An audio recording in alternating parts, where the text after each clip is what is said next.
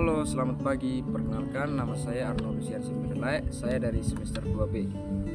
Pada kesempatan kali ini, saya akan menjelaskan materi tentang strategi berbahasa dalam pidato, khususnya prinsip memilih kata. Yang pertama yaitu kata-kata harus jelas. Maksud dari kata-kata harus jelas yaitu kata-kata yang dipilih tidak boleh menimbulkan makna ganda atau ambigu, serta harus dapat mewakili pemikiran si pembicara dalam mengungkapkan gagasannya serta cara tepat dan cermat. Nah, untuk menuju kondisi ini ada baiknya kita memperhatikan hal-hal berikut. Yang pertama yaitu gunakan istilah yang spesifik atau tertentu. Sebagaimana kita tahu bahwa terdapat kata-kata dengan makna yang terlalu umum dan ada kata-kata dengan makna khusus atau tertentu. Misalnya contoh, Pak Joni mengunjungi putranya secara teratur.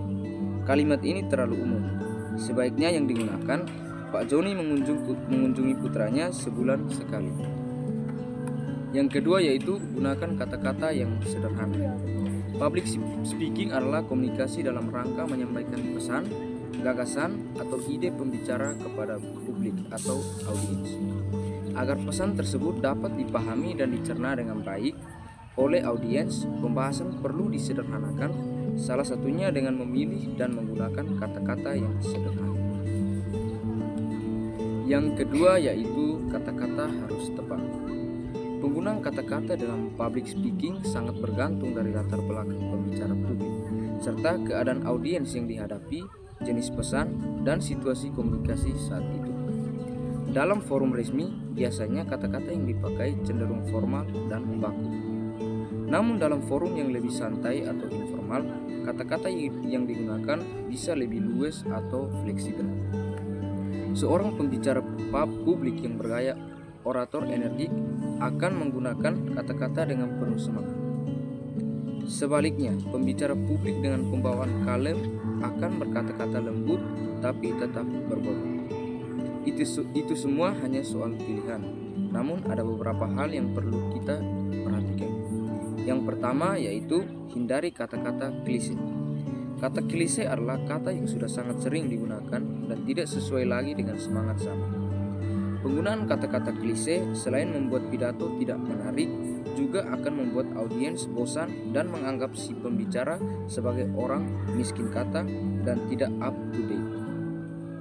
Contoh dari kata-kata klise yaitu wajahmu cantik seperti rembulan, atau bila ada sumur di ladang, boleh beta menumpang mandi. Kalau ada umur yang panjang, boleh kita berjumpa lagi. Pembicara publik dituntut untuk piawai dalam menciptakan istilah-istilah baru yang segar dan menarik. Yang berikut yaitu kata-kata harus menarik. Selain harus jelas dan sesuai dengan kelaziman yang berlaku di masyarakat, kata-kata yang digunakan pembicara publik juga harus mampu meninggalkan kesan yang kuat di hati audiens dan mampu menarik perhatian publik. Beberapa petunjuk yang akan kita bahas kali ini yaitu sebagai berikut. Yang pertama yaitu pilihlah kata-kata yang menyentuh langsung diri khalayak. Agar memperoleh kedekatan dengan audiens, pembicara publik harus lihai dalam memilih strategi komunikasi. Salah satunya dengan menggunakan bahasa gaya percakapan yang menceritakan pengalaman secara nyata, mewakili perasaan, serta menyentuh hati audiens.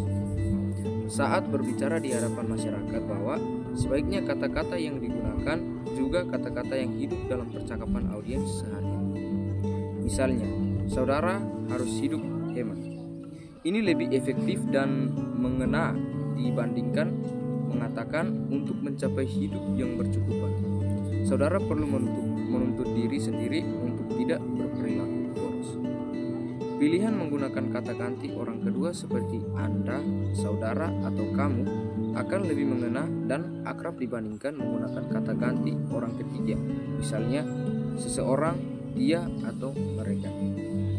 Dengan menggunakan kata ganti orang kedua, audiens bisa merasakan bahwa pembicara benar-benar sedang berbicara dengan mereka dan tentang mereka, bukan tentang orang atau kelompok lain. Baik, itulah penjelasan saya ucapkan terima kasih.